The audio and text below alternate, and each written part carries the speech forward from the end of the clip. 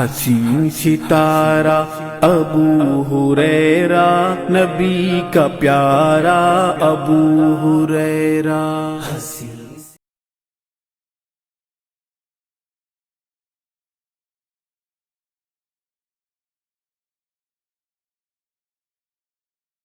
ان الحمد للہ والصلاة والسلام علی رسول اللہ، اما بعد۔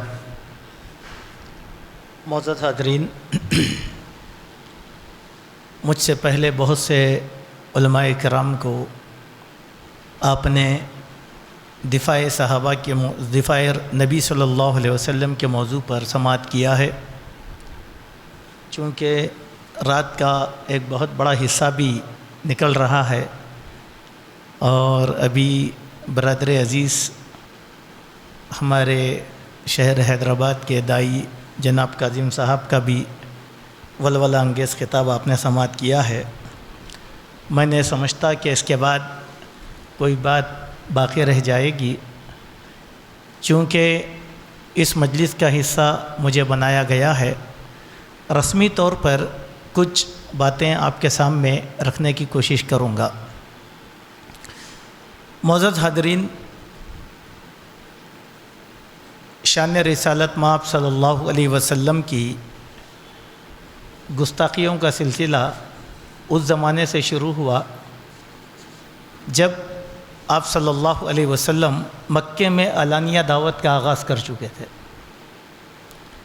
پھر یہ سلسلہ ختم نہیں ہوا، رنگ روپ اور طریقہ بدل کر مدینہ منورہ میں آیا۔ مکہ میں گستاخی کرنے والے مشرکین تھے اور مدینہ میں گستاخی پر اتر آنے والے یہودی تھے۔ ان دونوں کے بارے میں قرآن مجید میں اللہ تبارک و تعالیٰ نے ایک بنیادی بات بیان فرمایا۔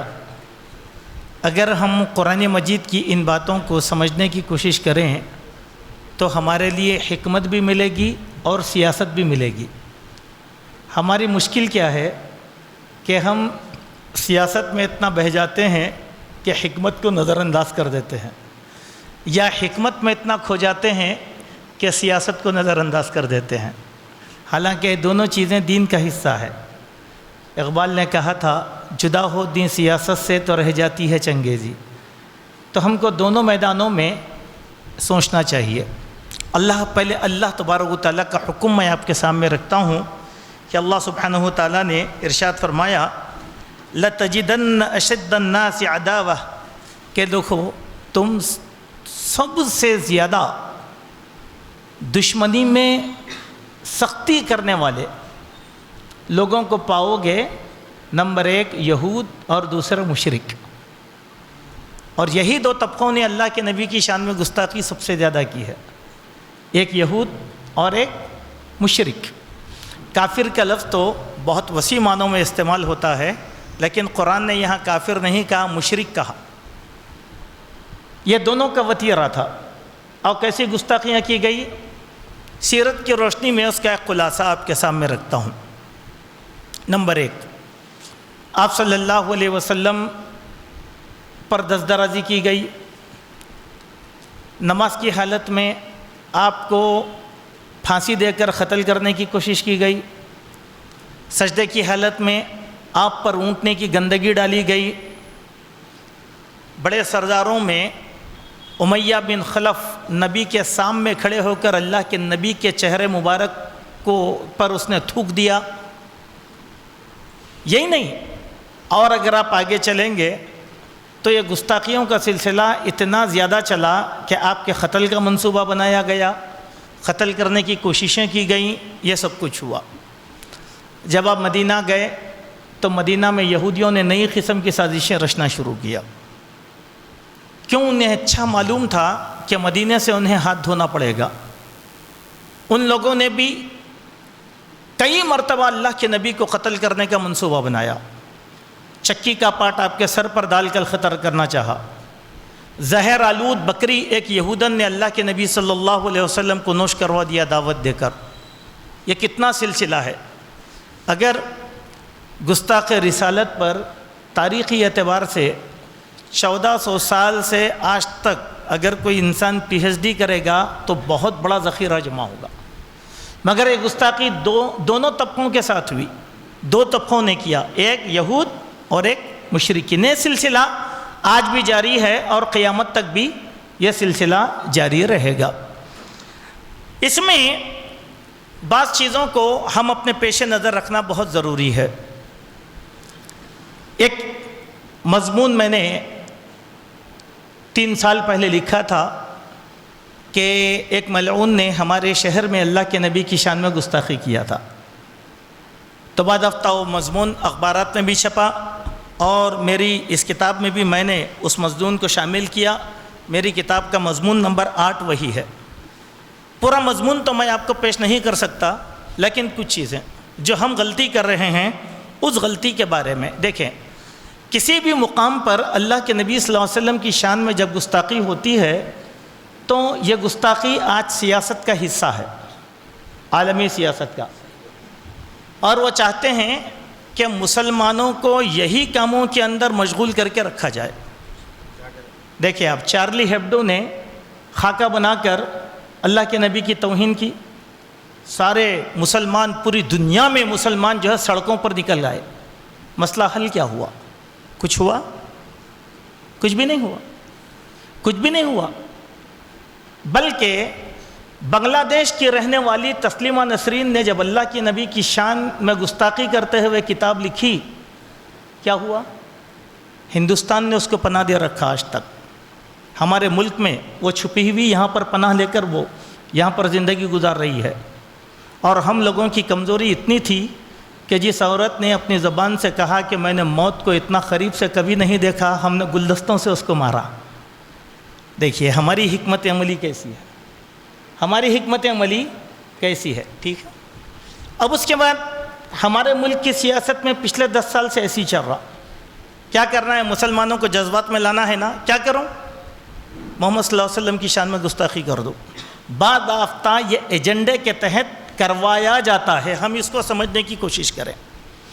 مگر میں آپ سے ایک سوال کرتا ہوں کہ جب بھی گستاخی ہوئی اور ہم لوگوں کو سڑکوں پر نکالا گیا، کیا مسئلہ حل ہوا؟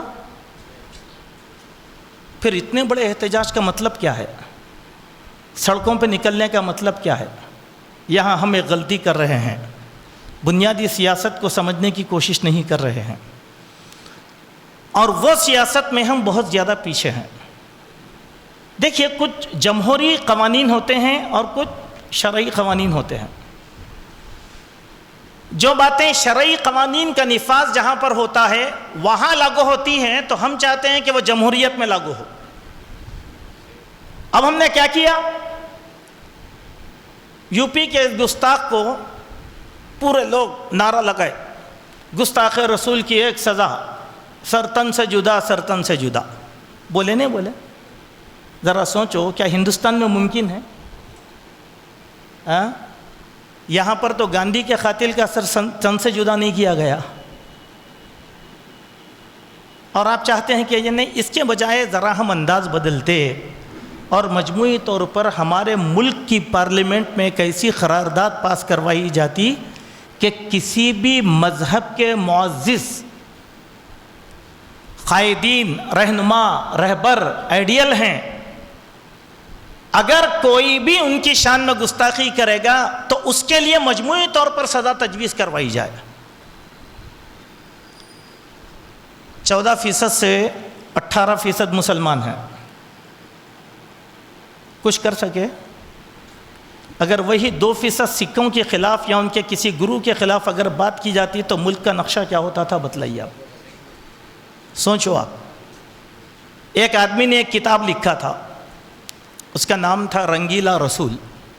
ہمارے ملک میں یہ کتاب آزادی سے پہلے لکھی گئی تھی، بہت ہنگامہ ہوا ملک میں، اور اس کتاب کا جواب مولانا ثناء اللہ مرسری رحمۃ اللہ علیہ نے دیا۔ آپ پڑھ کر دیکھیے، وہ کتاب آج بھی اویلیبل ہے، اس کا نام ہے مقدس رسول۔ مقدس رسول، اس کا جواب دیا تھا ثناء اللہ مرسری نے۔ پورے ہندوستان میں مسلمان سروں کا سمندر لگا دیا، مسئلہ کچھ بھی حل نہیں ہوا، کچھ نہیں ہوا حل۔ ایک بیچارہ موز بیچنے والا آدمی تھا، اس کو سمجھ میں نہیں آئی بات. انہیں پوچھا کہ بھئی یہ گستاخی یہ کیا ہو رہا ہمارے ملک میں، کیوں ہو رہا ہے ایسا؟ تو اس کو سمجھائے کوئی دوست کہ دیکھو اپنے نبی محمد صلی اللہ علیہ وسلم کی شان میں گستاخی کرے، ایک کتاب لکھے اس قسم کی. بولا ایسا کون لکھا؟ فلاں آدمی. کہاں رہتا ہے؟ غالباً کلکتہ کا تھا، کہ کلکتہ کے فلاں علاقے میں رہتا ہے. گھر گیا، نہایا دھویا، سر پہ کفن باندھا، معمولی جو اوزار اس کے پاس تھے وہ لیا، سیدھا گستاخ کے گھر میں داخل ہوا، کام کر دیا، نکل گیا، ختم. اس کے بعد کیا ہوا؟ اس کا مقدمہ اس زمانے کے سب سے ممتاز ایڈوکیٹ جنرل لڑ رہے تھے. تو وہ اس کو بولے تو عدالت میں جب جائے گا تو یہ بولنا کہ جج صاحب مجھ پر جنون طاری تھا، میں جنون میں قتل کر دیا. بولا نہیں بولتا. جج کے سامنے بولا میں پورے ہوش و حواس میں اس کو قتل کیا اور اس کے ضمن میں مجھے سزا منظور ہے. ہمارا ملک آزاد ہوا 75 سال، یہ واقعہ ہو کر تقریباً 90 سال میں پھر کوئی مرد مجاہد اس زمین پر پیدا نہیں ہوا اس باب میں انتقام لینے کے لیے. سب لوگ اپنی اپنی سیاسی روٹیاں سیک رہے ہیں.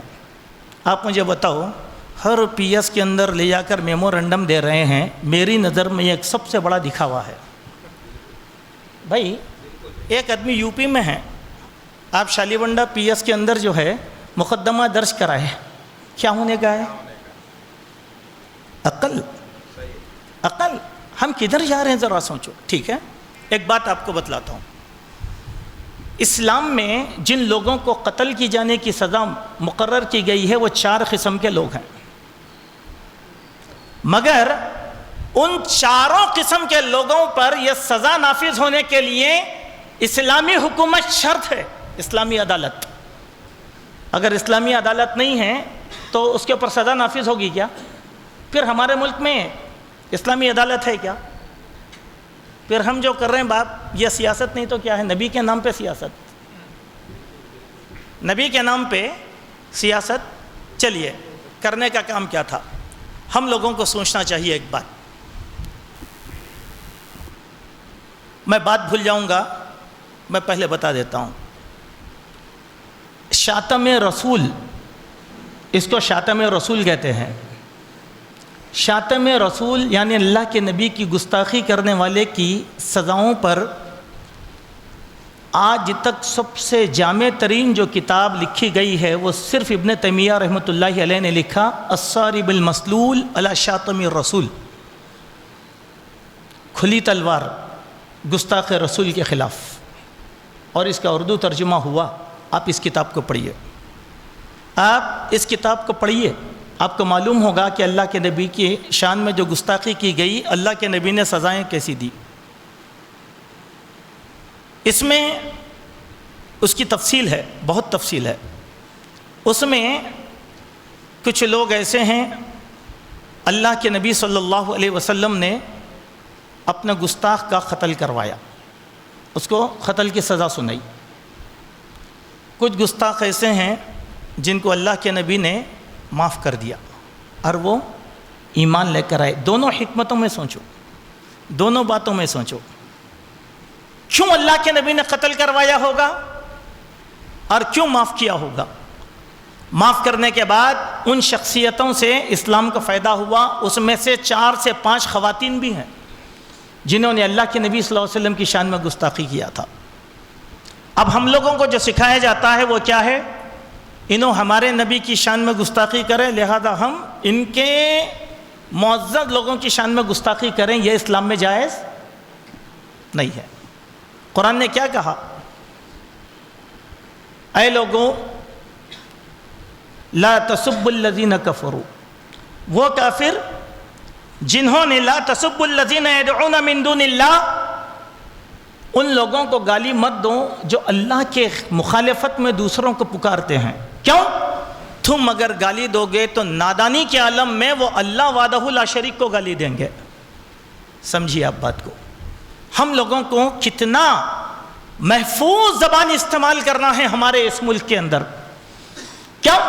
ہماری یہ زبان دعوت بھی بن سکتی ہے اور ہماری یہ زبان قتل و غارت گری کا ذریعہ بھی بن سکتی ہے، اور اسلام نے اس کو منع کر دیا۔ بڑی حکمت کے ساتھ اپنی زبان کو استعمال کرنا ہے، لیکن دیکھیں ہم کیسے کیسے طریقے ایجاد کرتے ہیں۔ پچھلے 75 سالہ ایسی جد و جہد میں حقیقت میں مجھے ایک ہی چیز پسند آئی۔ پرسوں جو بامبے میں جو احتجاج کیا گیا، اورنگ آباد سے لے کر بامبے تک، امتیاز جلیل کا، دراصل یہ احتجاج بہت بڑا پیغام تھا مسلمانان ہند کے لیے۔ اس کے فوراً بعد دوسری گستاخی ہوئی۔ اگر ہر ریاست میں مسلمان یہ مظاہرہ پیش کرتے تو اس کا بہت بڑا اثر حکومتوں پر ہو سکتا تھا۔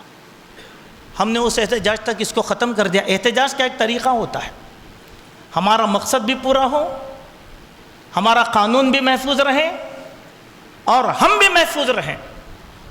10 لاکھ لوگ سڑکوں پر نکل آئے، 350 کلومیٹر کی ریلی نکال کر، نہ کہیں پتھر گرا، نہ فساد ہوا۔ یہ کیسا عجیب و غریب نظم بنایا تھا، یہ بہت بڑی چیز تھی، اس کو ہم نے فراموش۔ دوسری بات، اور شاید یہ میری آخری بات ہوگی، ہم لوگوں کو کرنا کیا تھا؟ اپنا گریبان ہم جھانک کر دیکھیں۔ جتنا کافروں نے اللہ کے نبی صلی اللہ علیہ وسلم کی گستاخی کی، عملی طور پر ہم مسلمان اس سے کہیں زیادہ گستاخ ہیں۔ جائزہ لے کر دیکھیے کتنی سنتوں کا گلا گھونٹا جاتا ہے، اللہ کے نبی کی سنتوں کو جان بوجھ کر چھوڑا جاتا ہے۔ کیا اسلام کی نعرے بازی صرف مشرکین کے خلاف ہے؟ نہیں، یہ سوال اپنے آپ سے کرو۔ جب چارلی ہیبڈو کے خلاف عالمی سطح پر مسلمانوں کا احتجاج ہوا، صرف ایک آدمی کے علاوہ کسی نے بہترین احتجاج نہیں کیا، اور وہ چیز ہمارے لیے آئیڈیل بن سکتی ہے۔ وہ کیا ہے؟ وہ یہ ہے کہ انگلینڈ کے ایک عرب پرنٹر نے لاکھوں کی تعداد میں اللہ کے نبی کے محاسن اور آپ کی سیرت پر انگریزی زبان میں چوراہوں پر کھڑے ہو کر انگریزوں کو پورے انگلینڈ میں مفت کتاب سے تقسیم کیے۔ دیکھو ہمارے نبی کی سیرت یہ ہے جس کی تم گستاخی کر رہے ہو، اور اس کا فائدہ یہ ہوا کہ بہت بڑی تعداد میں انگریز دائرہ اسلام میں داخل ہوئے۔